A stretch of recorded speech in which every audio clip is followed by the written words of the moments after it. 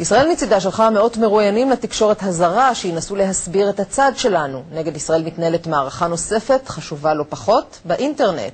בעזרת סרטונים, צ'אטים ובלוגים, יומני רשת, מנסים אלפי תומכים של ישראל בעולם לשנות את הביקורות השליליות.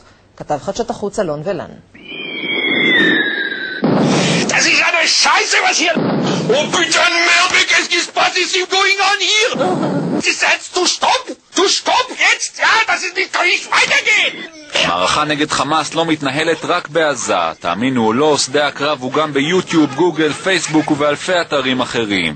במשרד קטן בירושלים, בעזרת טכנולוגיה די פשוטה, מנסים לשנות את הגישה הביקורתית כלפי ישראל. Putting messages across in talkbacks and blogs and pushing relevant information so that stories go up in the ratings and more people see Israel's case on the internet.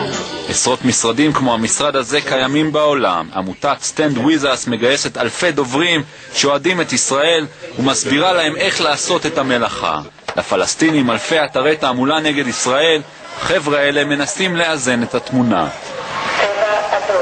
We've got a group of web-savvy individuals who know the internet and want to put Israel's message across in different platforms and different languages.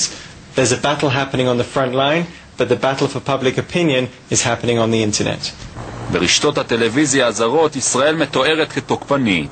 למאות הדוברים הרשמיים של הממשלה מנסים להסביר את פעולות ישראל, מצטרפים כעת אלפי מתנדבים שבעזרת 10 אצבעות ומחשב ביתי מנסים פעם אחת לנצח במערכה ההסברתית.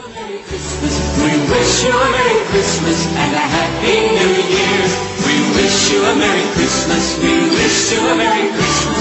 We wish you a Merry Christmas and a Happy New Year.